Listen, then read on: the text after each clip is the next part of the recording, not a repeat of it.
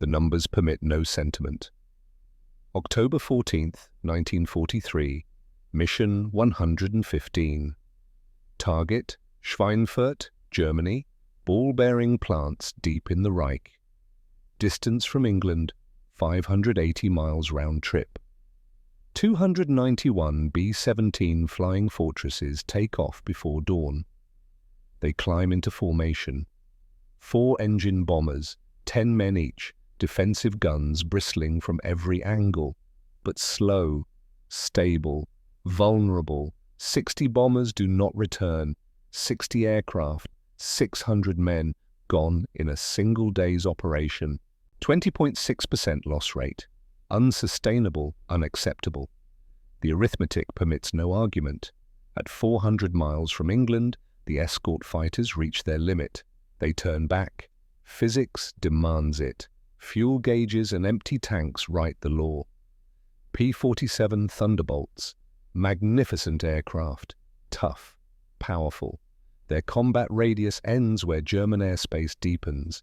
The bombers continue alone. Messerschmitt Bf-109s and Focke-Wulf FW-190 Hass rise to meet them. German fighters climb hard. They position ahead of the bomber stream. They attack from the sun, from above, from dead-on frontal passes that shred cockpits and kill pilots before the formation can respond. The gunners fire back. 50 caliber tracers arc through freezing air. Some German fighters fall. Never enough. The Luftwaffe owns time itself. They attack, disengage, refuel, return, again and again. The bombers have nowhere to hide at 25,000 feet. No escort, no protection, just aluminum skin and prayer. This is the air war in autumn 1943. Strategic bombing is failing. Not from lack of courage, not from poor tactics. Simple mathematics defeats doctrine. Range equals survival. American fighters do not have range. Captain Sterling Barrett watches the mission board at RAF Debden on the morning of October the 15th. 28 years old, P-47 pilot, 83 combat missions flown, 11 confirmed kills, an ace by any measure. This morning he does not feel like one. The intelligence officer updates the casualty list from yesterday's raid. Barrett reads the names. Some he knows, most he does not. Every name represents a crew. 10 men per bomber, 60 bombers lost. 600 families will receive telegrams.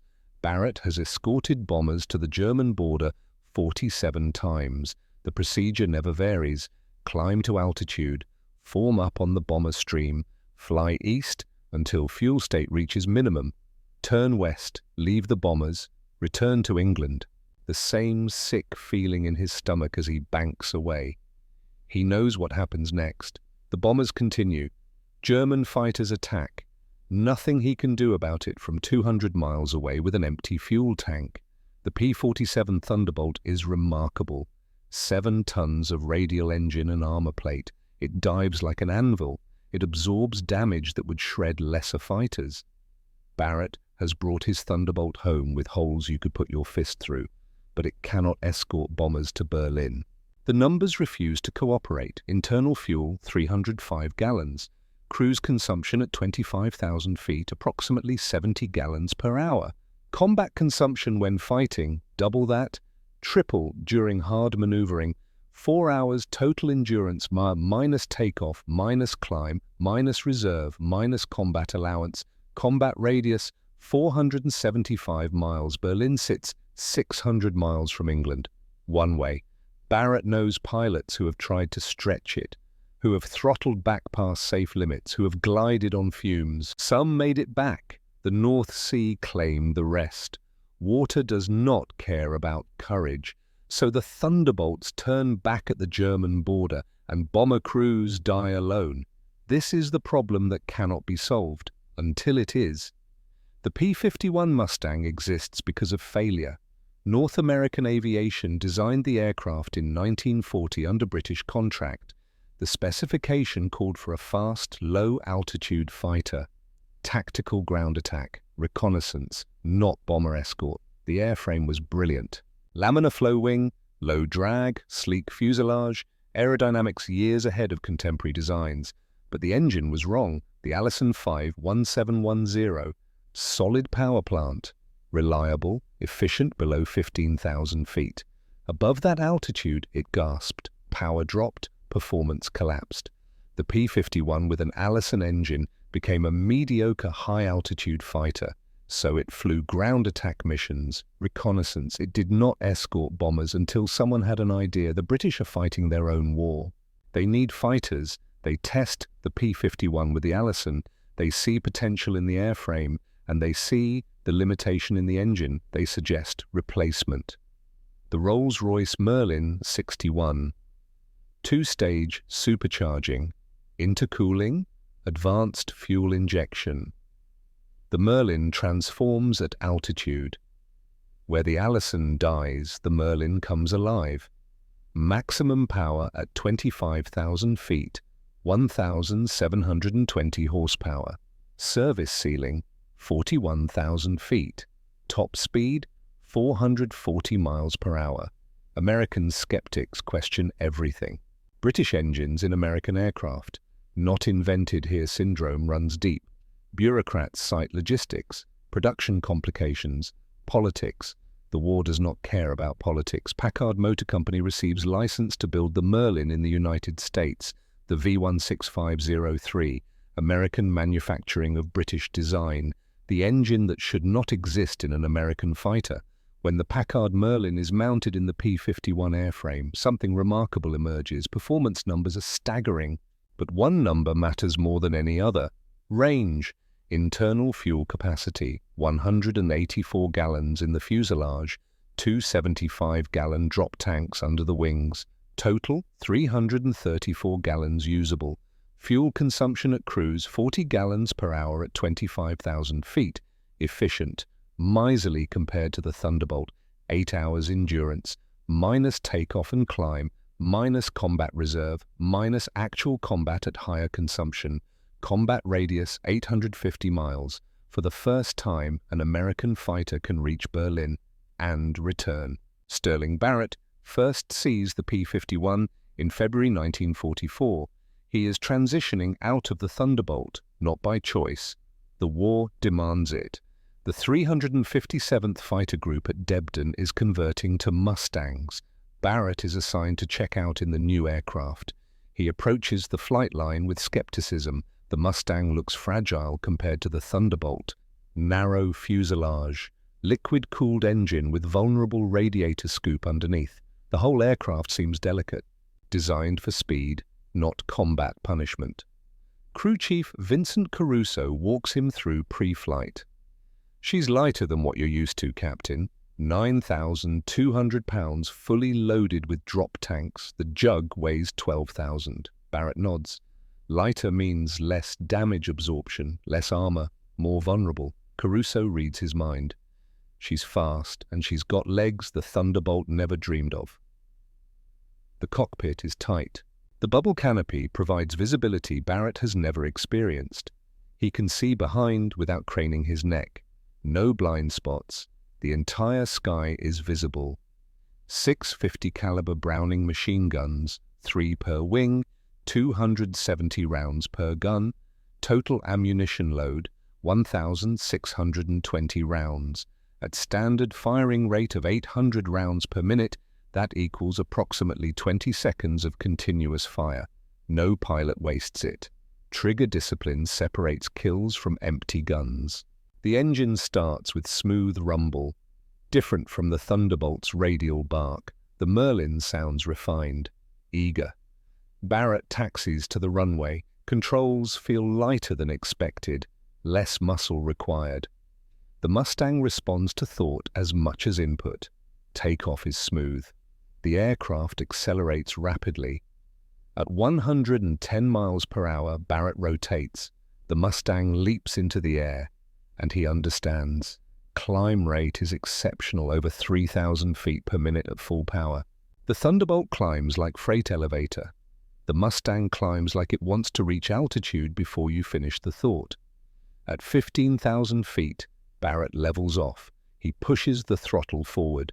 Manifold pressure climbs to 61 inches. The Merlin roars.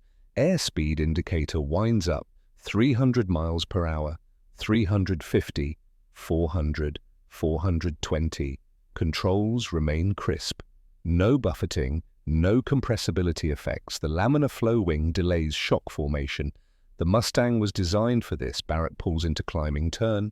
6 Gs. The aircraft responds instantly. Roll rate is exceptional. Better than the Thunderbolt, better than the Fokker-Wulf. But the real test is endurance. He throttles back to cruise. 46 inches manifold pressure, 2,400 RPM. Fuel flow drops to 40 gallons per hour. 8 hours potential endurance with drop tanks, even accounting for combat, unexpected maneuvers, reserve margins. Berlin is reachable for the first time. That evening, Barrett writes in his logbook, P-51B checkout. Aircraft performs as advertised. Range changes everything. March 5, 1944. The briefing room at RAF Debden is packed. Every seat filled. Pilots standing along walls. The mission board is covered with tarp. Security is tight. Group Commander Colonel James Howard steps to the podium. No preamble, no warm-up. Gentlemen, tomorrow we go to Berlin. The room goes silent. Berlin, the deepest target, most heavily defended city in the Reich, 600 miles from England, 1,200 miles round trip. Previous Berlin raids have been bloodbaths. Bombers attempted it before. Few escorts made it past outskirts. Loss rates approached 15%. Howard continues, 800 B-17S and B-24s. Primary target is ball-bearing plants. Secondary targets are rail yards and industrial sectors. Time over target, 1,100 hours. He pauses.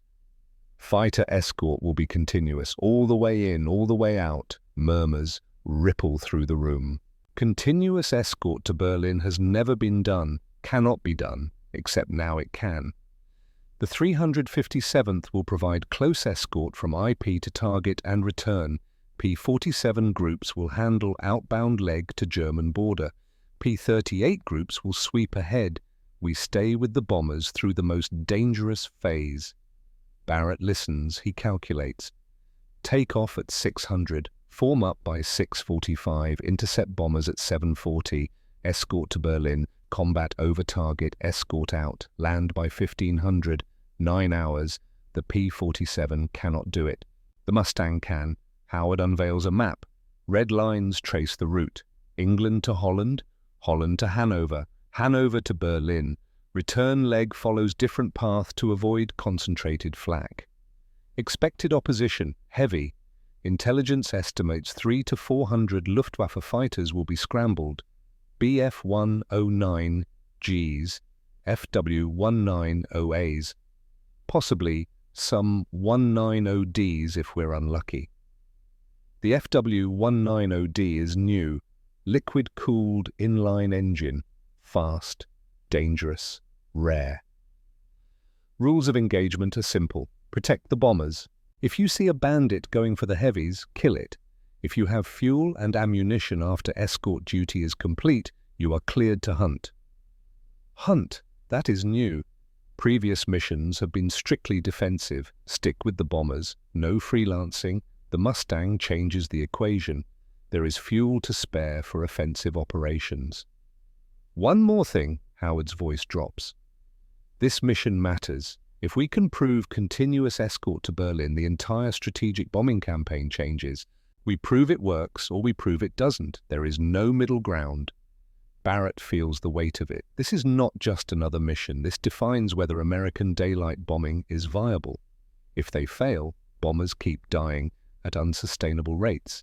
If they succeed, the war changes. Howard dismisses them. Briefing at 0500 tomorrow. Get some rest. You're going to need it. Barrett walks back to his quarters in darkness. The air is cold, damp, English winter seeping through flight jacket. He thinks about the mission.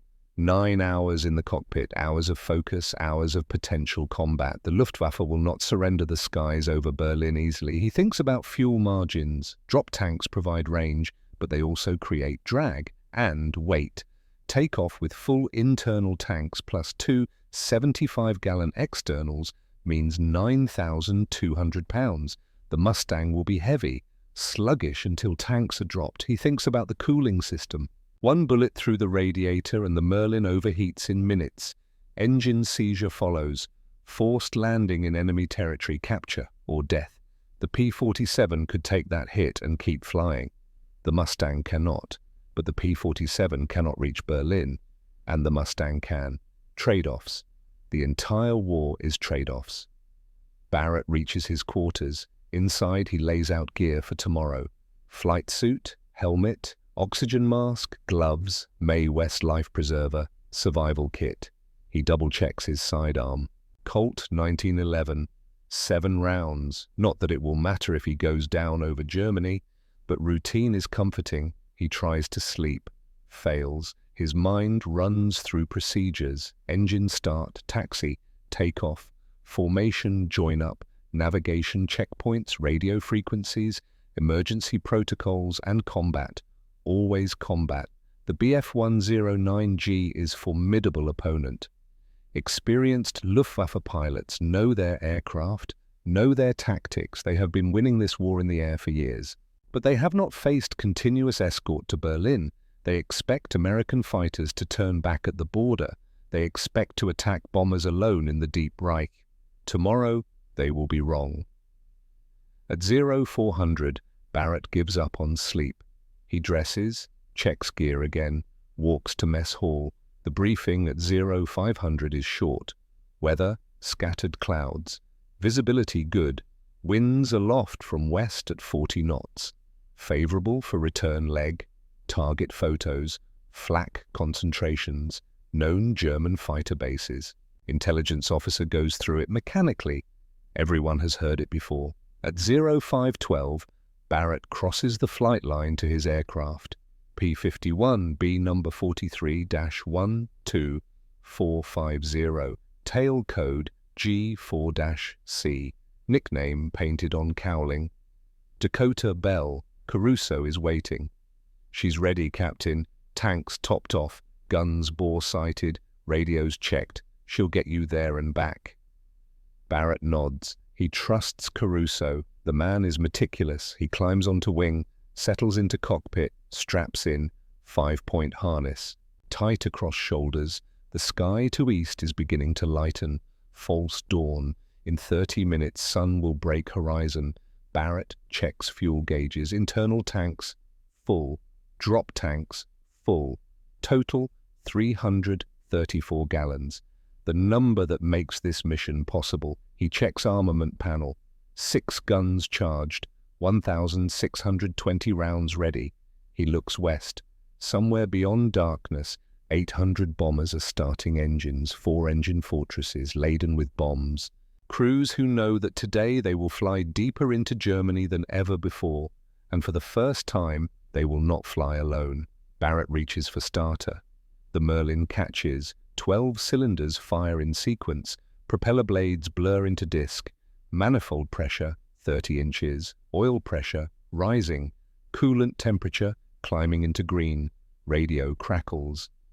All Dakota flights. This is Debden Tower. Winds are calm. You are cleared for taxi. Barrett releases brakes. The Mustang rolls forward. The impossible distance is about to become possible.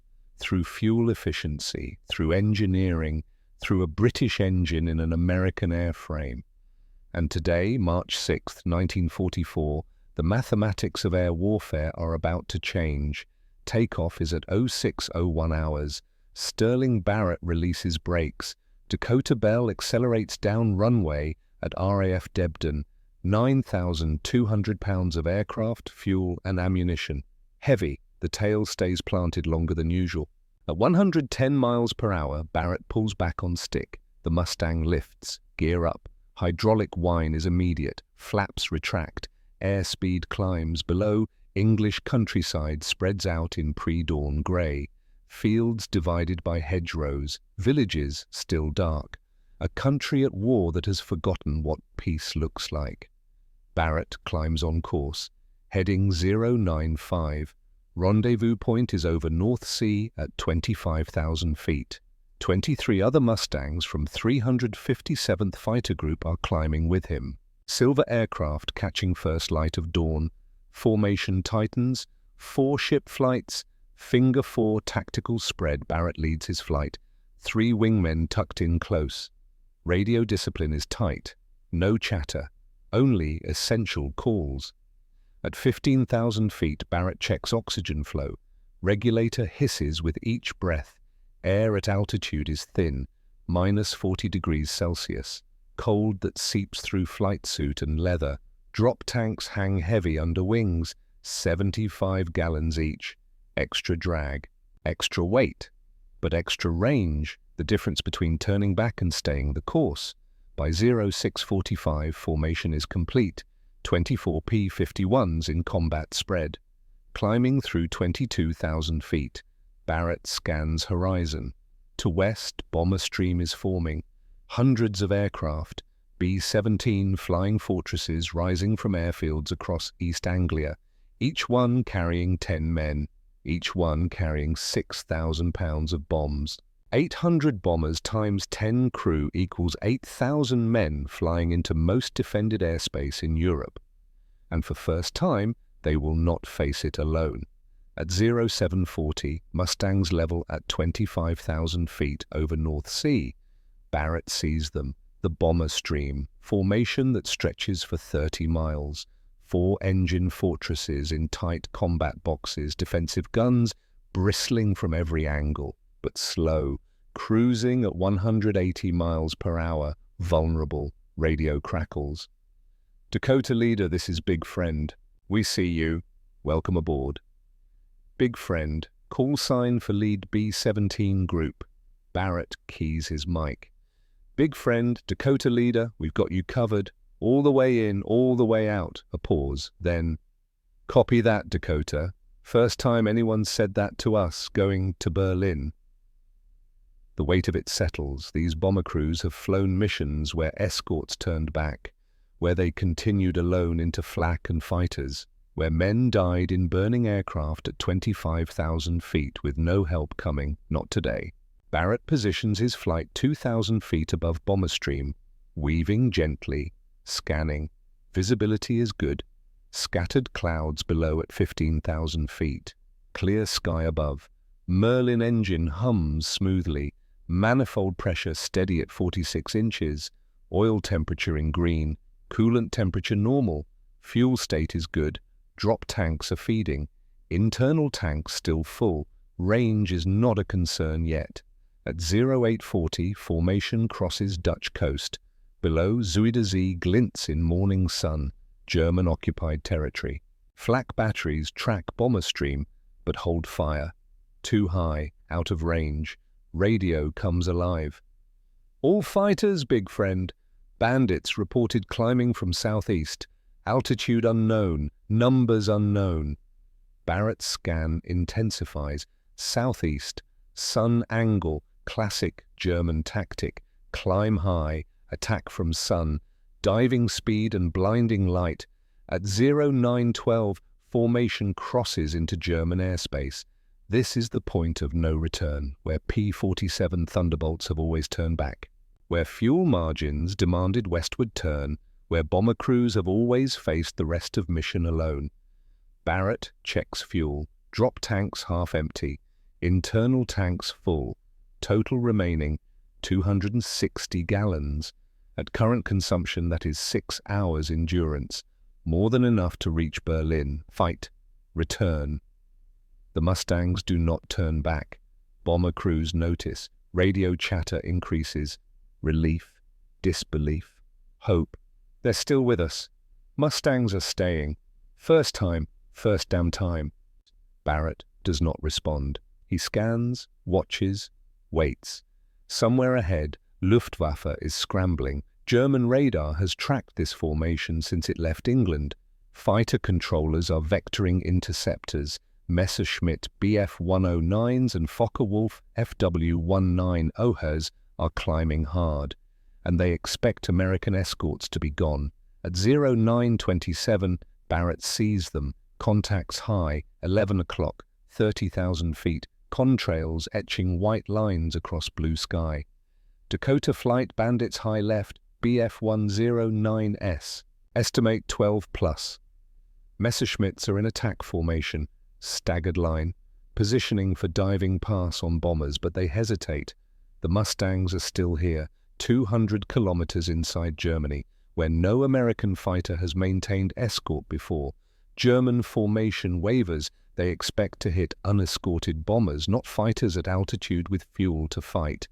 Barrett makes decision. Dakota Flight drop tanks now, 4 clunks, 8 drop tanks tumble away. 150 gallons of fuel jettisoned, but 2,000 pounds of weight and drag gone. The Mustang transforms, lighter, faster, more agile. Barrett pushes throttle forward. Manifold pressure climbs to 61 inches. War emergency power. The Merlin screams. Dakota Flight, engage! Keep them off the bombers! Messerschmitts commit. They dive. Barrett pulls into climbing turn. 4 Gs. Horizon tilts. Mustang climbs at 4,000 feet per minute, intercepting diving 109 seconds. Physics governs fight. Energy states. Speed. Altitude. Position. Lead. Bf-109 is diving at 400 miles per hour. Barrett is climbing at 350. Closure rate, 750 miles per hour, 12 miles per minute. Range closes rapidly. At 1,000 yards, Barrett can see details. Black crosses on wings, ventral radiator scoop, the 109's elliptical wingtips. At 600 yards, he centers gun sight pipper. Deflection angle 20 degrees. The 109 is crossing left to right in shallow dive. Lead target, account for bullet drop, account for relative motion. At 400 yards, Barrett squeezes trigger. 6 50 caliber Browning machine guns fire. Mustang shudders. Tracers arc outward.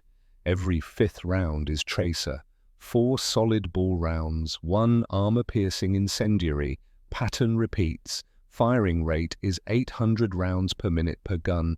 In 2-second burst, Barrett fires 160 rounds. He sees strikes, flashes on 109's left wing route. Metal tears. Fuel ignites. Messerschmitt snaps. Left. Smoke pours from wing. Pilot jettisons canopy. A figure tumbles out. Parachute blossoms white against blue sky. 1 engagement. 1 kill. 20 seconds elapsed, but 11 more 109s are diving toward bombers. Barrett reverses. Hard right turn. 6 Gs. Horizon spins. Grey creeps at edges of vision. He tenses legs. Fights G-load. Maintains consciousness. Mustang's laminar flow wing performs. No buffet. No stall warning. Just smooth responsive turn. He rolls wings level. Another 109 is below. Diving toward B-17, Barrett pushes nose down. Mustang accelerates. 420 miles per hour. 440. 460. Control forces increase but remain manageable. No compressibility. Wing design delays shock formation. Speed builds without penalty. The 109 pilot is focused on bomber. Tunnel vision. Fatal mistake. Barrett closes to 300 yards, fires, 3-second burst, 240 rounds, strikes walk-up fuselage. The 109's canopy shatters, aircraft rolls inverted, nose drops, spinning, uncontrolled, no parachute, 2 kills, 40 seconds total combat time. Barrett pulls out of dive, scans for threats. His wingmen are engaged. Tracers crisscross sky. AFW-190 flashes past. Another Mustang in pursuit. Bomber formation continues east. Steady, unbroken. German attack has been disrupted. Barrett checks fuel. Combat maneuvering burns fuel rapidly. Full throttle, high G turns. Consumption triples normal cruise. Fuel remaining 210 gallons. Still sufficient. Mission continues. By 09:45, immediate threat has passed. Luftwaffe fighters have disengaged, some damaged, some destroyed, the rest falling back to reassess. The equation has changed. They cannot ignore escorts, cannot attack bombers freely. Mustangs are here, at altitude, with fuel to fight. Bomber stream continues toward Berlin. Barrett's flight reforms. 4 aircraft, all present, minor damage to 1 Mustang. Hole in elevator, controllable. At 10:20, formation approaches Berlin. City spreads below, Germany's capital, industrial center, 3 million people. Ringed with anti-aircraft guns, defended by hundreds of fighters. Flak begins. Black puffs of smoke blossom at 25,000 feet. 88mm shells, proximity fuses, shrapnel spreads in lethal clouds. Bombers enter flak field, steady, no evasive action. Bomb run requires straight and level flight. Barrett watches. B-17S hold formation. Bomb bay doors open. Bombs fall. Thousands of pounds of high explosive and incendiary. Below, ball-bearing plants disappear in smoke and dust. Luftwaffe makes final attempt.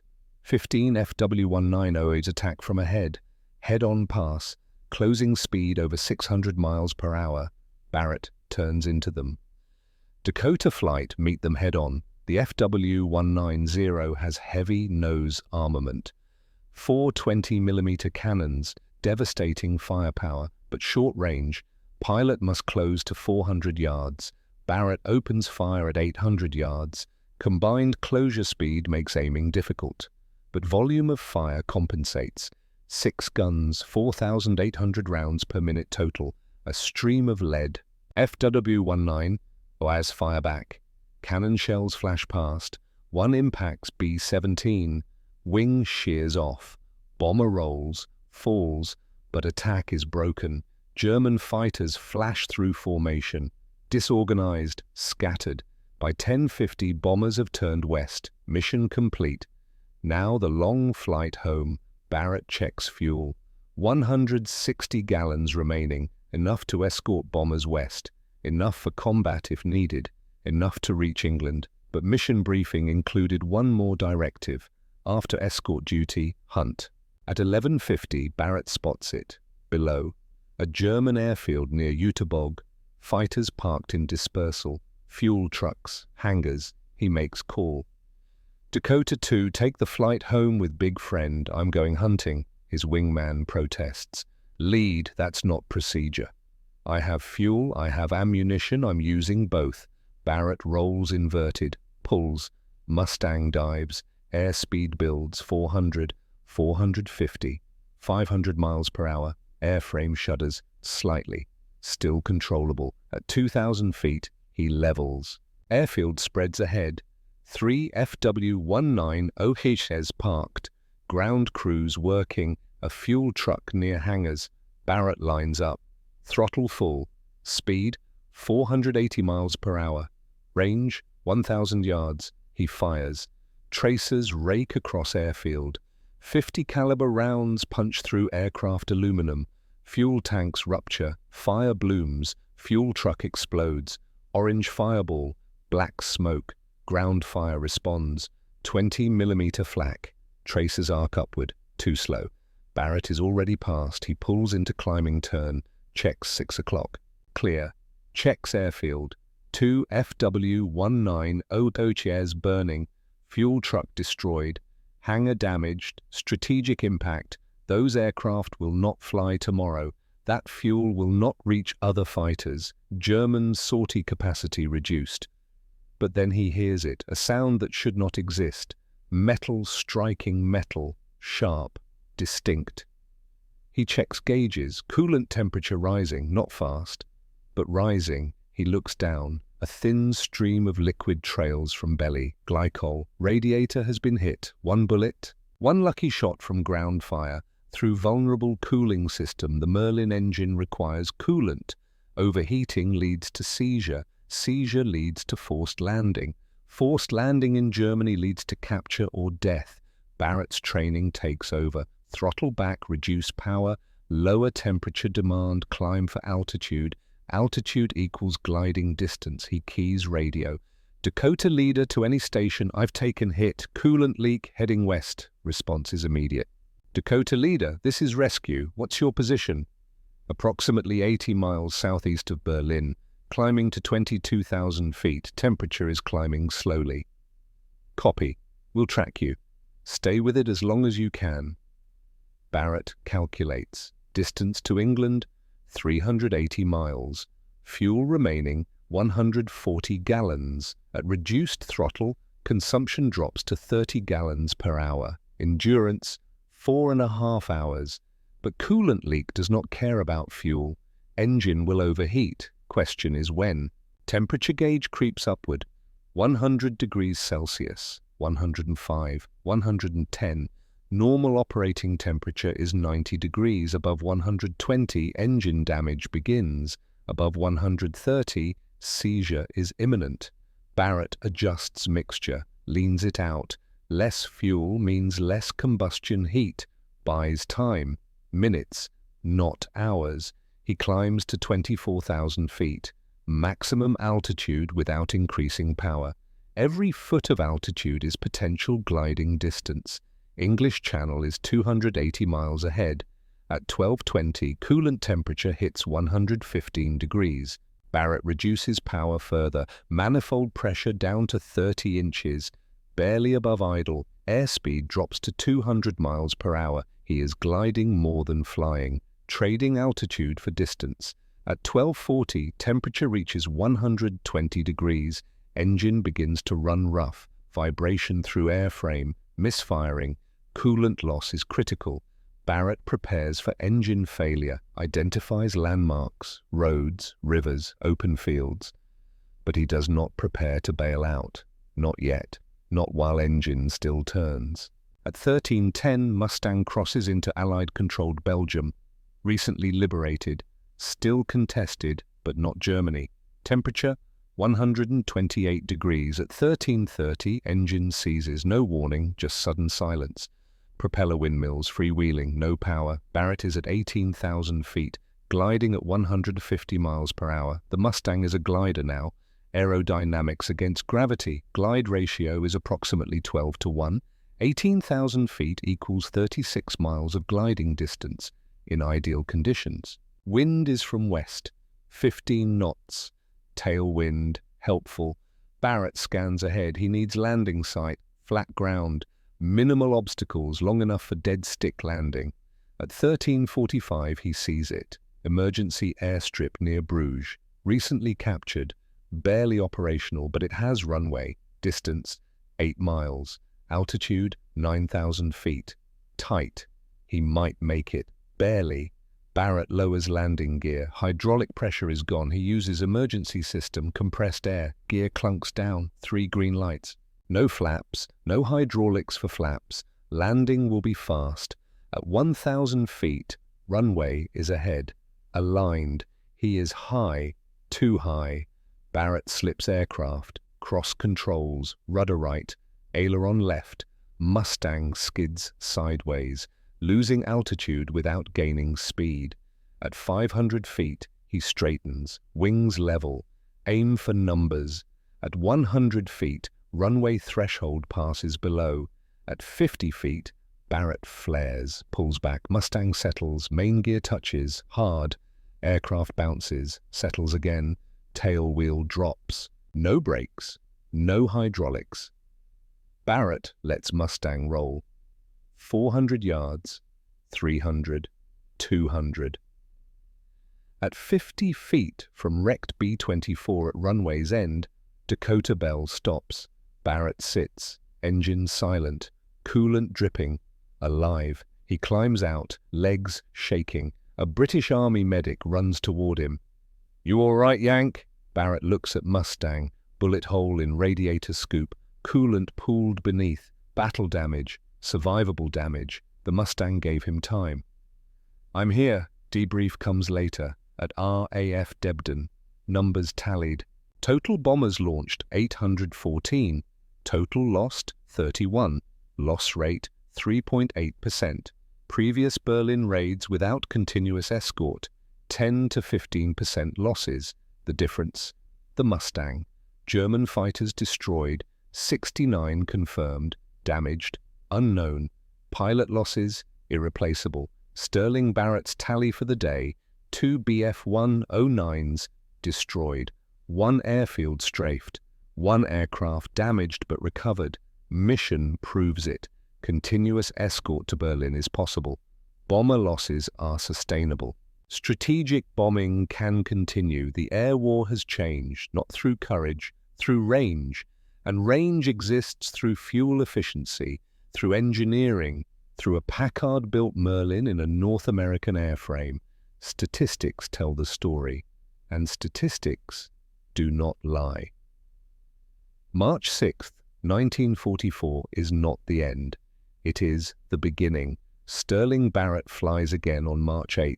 Different target, same distance, same result. Bombers reach objective. German fighters engage. Luftwaffe losses mount. Bomber losses remain sustainable. March 15th, another mission. March 22nd, March 29th. The pattern repeats, not through individual heroism, through mathematics compounding over time. This is how air wars are won, not in single battles, in accumulation. By April 1944, the data tells a story that no propaganda can obscure. American bomber loss rates on deep penetration missions 3 to 4% when escorted by Mustangs. Previous unescorted missions to similar targets 8 to 12%. The difference seems small, 3% versus 10%, but scale matters. 800 bombers per mission. 3% loss equals 24 aircraft. 8,000 crew members at risk. 240 killed or captured. 10% loss equals 80 aircraft. 800 crew members. 800 families receiving telegrams. Attrition warfare is brutal in its simplicity and decisive in its compound effects. German fighter losses tell the inverse story. Before the Mustang, Luftwaffe interceptors chose when to fight. They could attack bombers, disengage, refuel, return, repeat.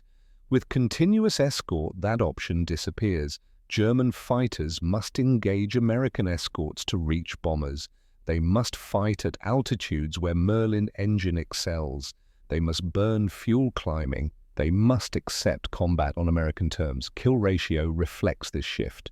Various Mustang groups report different figures, but the pattern is consistent. 10 to 1, 12 to 1, 15 to 1 in some squadrons. For every P-51 lost in air combat, 10 to 15 German fighters are destroyed. The Luftwaffe cannot sustain this exchange rate. Pilot training pipelines cannot replace losses. Experienced pilots die. Replacement pilots arrive with 150 flight hours, some with less than 100. Barrett sees the difference in the air. By May 1944, German attacks become less coordinated. Formations break apart earlier. Some pilots refuse to press attacks when Mustangs appear. Others press anyway. They do not return. Barrett flies his 23rd Mustang mission on May 12th. Target: oil refineries near Merseburg. Heavy flak. Multiple fighter engagements. He shoots down a Bf-109 flown by a pilot who makes fundamental mistakes. Poor energy management, predictable breaks. The German fighter dies from inexperience. No victory in that, just confirmation of a system collapsing. By June 1944, the Luftwaffe in the West is fragmented. Fighter units operate at reduced strength. Aircraft availability drops due to maintenance shortfalls. Fuel becomes scarce. Training hours are cut. June 6, 1944. D-Day.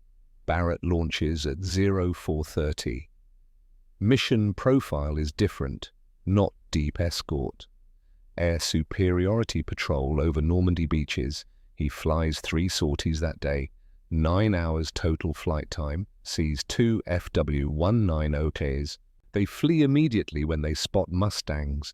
No engagement. The beaches below are chaos. Landing craft. Troops wading through surf. Artillery fire. Smoke. But overhead, the sky belongs to the Allies. German aircraft that attempt to approach landing zones are intercepted 50 miles inland. destroyed before they reach coast. Air superiority was not won on June 6th. It was won over Berlin in March, over Hanover in April, over Mersburg in May. The Mustang made D-Day possible. Not on the day of invasion, in the months before. Barrett understands this. Strategic bombing campaign broke Luftwaffe's ability to contest invasion. The Mustang enabled strategic bombing campaign.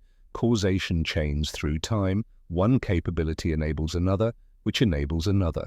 By August 1944, Barrett has flown 47 Mustang missions, 7 confirmed kills, 3 probables, 4 different aircraft, Dakota Bell 2, Dakota Bell 3, Dakota Bell 4, each one damaged, each one repaired or replaced. The P-51 is not invincible. It burns when hit. Cooling system remains vulnerable. Barrett has seen Mustangs go down. Good pilots killed by single bullets through radiator, but advantages outweigh vulnerabilities. Range, performance, firepower. Sufficient for the mission. In September, Barrett is rotated stateside, training duty. His combat tour is complete. 89 missions, 63 in Mustangs, 7 kills, survived. Many did not. The war in Europe ends in May 1945. Germany surrenders. The Luftwaffe ceases to exist as fighting force. Post-war analysis confirms what pilots already knew. The P-51 Mustang achieved one of the highest air-to-air success rates of the war. Kill ratios ranging from 11 to 1 to 15 to 1, depending on unit and time frame. More importantly, it enabled strategic bombing to continue at sustainable loss rates. Without the Mustang, American daylight bombing doctrine might have failed. Barrett leaves the Army Air Forces in 1946, returns to civilian life, flies for an airline. Boring compared to combat. Safe. In 1948, the newly formed United States Air Force redesignates the P-51 as the F-51. Same aircraft, different name, different era. Jet fighters are entering service, F-80 Shooting Stars, F-84 Thunderjets. Fast, modern, the future, but jets are expensive, maintenance intensive, still developing. And when war breaks out in Korea in June 1950, the Air Force needs aircraft immediately. Ground attack aircraft, close air support, aircraft that can operate from rough forward airstrips. The F-51 Mustang fits. Barrett is 35 years old when recall notice arrives. Reserves activated, report for duty. He does not have to go. He has a family now, 2 children, a job, a life beyond the cockpit, but part of him wants to see how the Mustang performs in a different war. He reports to Nellis Air Force Base in October 1950. Transition training for Korea. The aircraft is familiar. Same cockpit, same engine, same handling. But the mission is different. Not bomber escort. Ground attack. Briefings make it clear. Air superiority in Korea belongs to jets. F-86 Sabres against MiG-15's high-altitude combat. Supersonic speeds. The F-51 cannot compete in that arena. The Mustang is obsolete as interceptor, but it can carry bombs and rockets. It can loiter over targets. It can operate from damaged runways. It can provide close air support to ground forces locked in brutal combat across mountainous terrain. Barrett arrives in Korea in December 1950, assigned to 18th Fighter Bomber Wing, based at K-14 Airfield, flying F-51s against Chinese and North Korean forces. The first mission is Revelation, and not pleasant one. Target supply convoy moving south, roads packed with trucks and troops, heavy anti-aircraft fire. Barrett leads 4-ship flight. Each Mustang carries 6 5-inch rockets and 2 500-pound bombs. Attack run is low, 500 feet. Speed, 350 miles per hour. Ground fire is intense. 37mm flak. Small arms, traces everywhere. Barrett pickles his bombs, pulls up hard. 6 Gs, clears target area. Behind him, his wingman's Mustang streams white vapor. Coolant. The same vulnerability that nearly killed Barrett over Germany in 1944. But in Germany, there were emergency fields. Allied territory nearby. Options. In Korea, over enemy lines, there are no options. Wingman's engine seizes at 3,000 feet. Pilot bails out, parachute deploys. He lands behind enemy lines, captured, if he survives landing. Barrett thinks about it that night. In 1944, the Mustang's liquid-cooled engine was acceptable risk. Engine damage meant forced landing in France or Belgium. Allied territory. Rescue possible. In Korea, engine damage over enemy territory means capture or death. The vulnerability that was tolerable in Europe is catastrophic here. But there are no alternatives, not enough jets, not enough specialized attack aircraft. The F-51 must do the job. Barrett flies 38 missions in Korea over 4 months. Ground attack, interdiction, close air support. He sees Mustangs shot down by ground fire regularly. Liquid cooling system is fatal weakness against mass, small arms fire. In March 1951, Barrett's F-51 takes hits during napalm strike on bridge. 23mm cannon fire. 2 rounds through lower fuselage. 1 grazes coolant line. Temperature climbs. Same scenario as Germany, but this time he is over friendly territory. Heads north, nurses the engine, lands at K-14 with temperature gauge in red.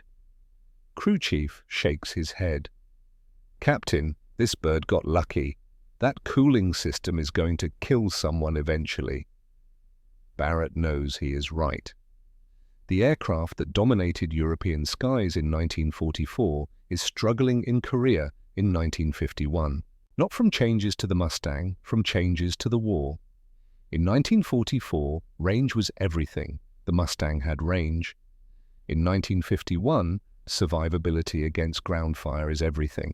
The Mustang has vulnerabilities. Different wars demand different tools.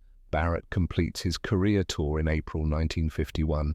Returns stateside, resigns his commission, age 36. Done with combat, the F-51 continues flying in Korea until 1953. Losses are heavy, but it performs the mission until F-84, Thunderjets and other specialized attack aircraft arrive in sufficient numbers. The Mustang's combat career ends where it began, doing a job it was not originally designed for.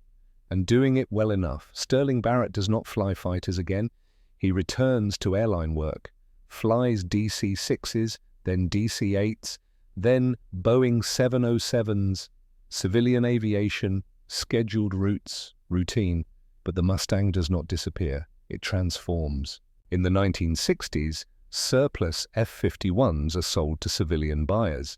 Some become racing aircraft, modified, stripped of military equipment, engines tuned beyond wartime limits. Barrett attends the Reno Air Races in 1965, watches Mustangs scream past pylons at 500 miles per hour, low altitude, maximum power, pilots pushing airframe to limits that would have been unthinkable in combat. The aircraft he flew in 1944 at 25,000 feet over Berlin is now racing machine. Purpose repurposed, legacy redefined. In 1974, a documentary crew contacts Barrett. They are filming the history of the P-51. Veteran interviews, historical footage, technical analysis. Barrett agrees to participate. Age 59, grey hair, civilian suit, no resemblance to the 29-year-old fighter pilot in archival footage. Interviewer asks standard questions. What was it like? Were you scared? Did you feel like a hero? Barrett answers honestly. It was cold, it was exhausting, and no, we did not feel like heroes. We felt like we were doing calculations. Fuel consumption, ammunition count, deflection angles. The Mustang gave us the numbers we needed. We just executed, interviewer presses. But the Mustang changed the war. Doesn't that make it the greatest fighter of World War II? Barrett considers this. Greatest is the wrong word. Most necessary is accurate. We had bombers that could reach targets. We had bombs that could destroy them. We did not have fighters that could escort the bombers and return. The Mustang closed that gap. It was not the fastest fighter, not the toughest, not the most heavily armed, but it had range, and in 1944, range mattered more than anything else.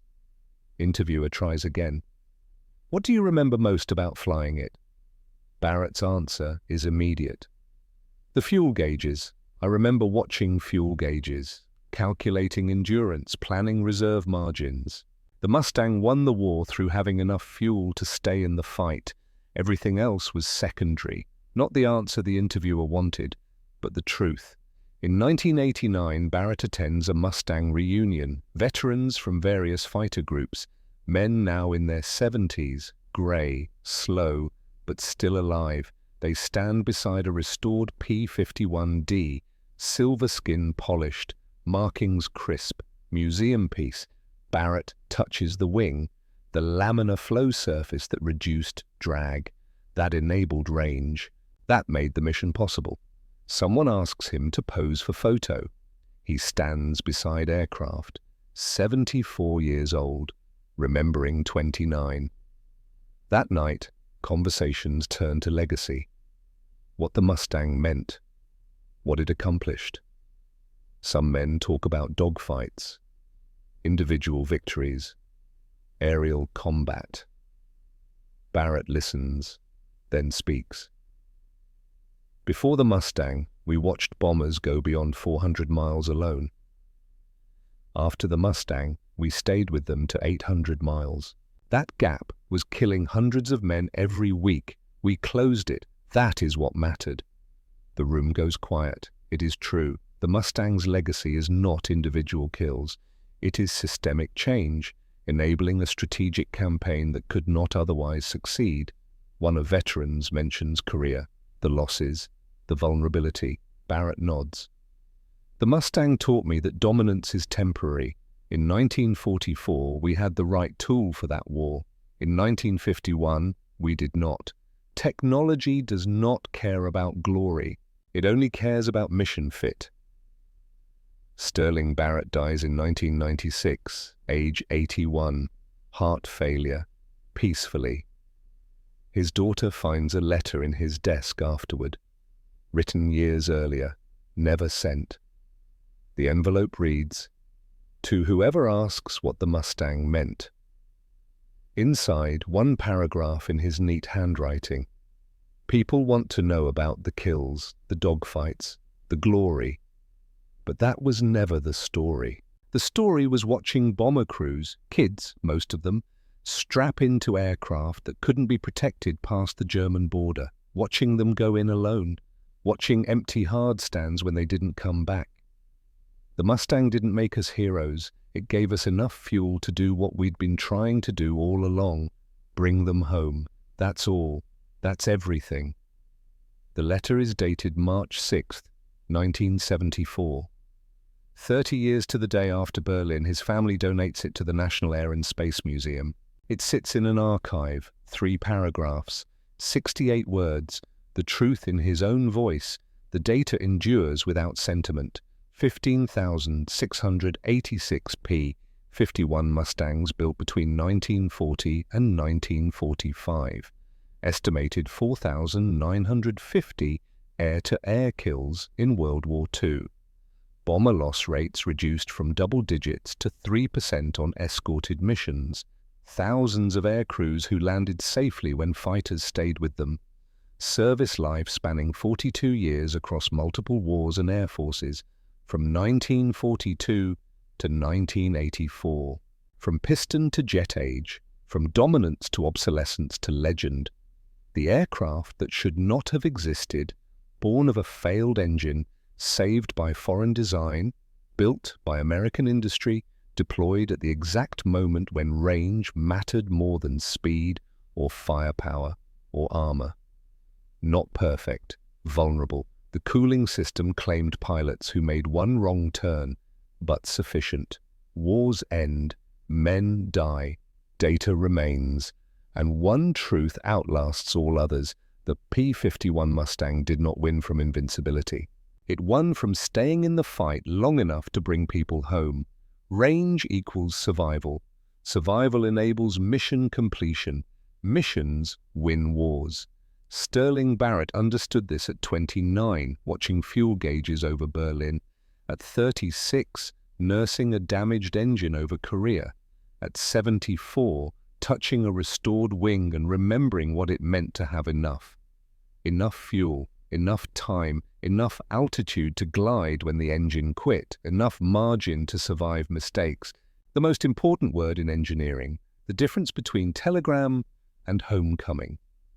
In March 1944, enough changed everything, and that is the P-51 Mustang's story.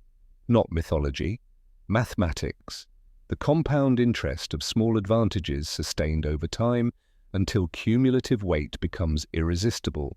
One aircraft, 9 hours over Germany, repeated until the enemy breaks. Simple, brutal, sufficient.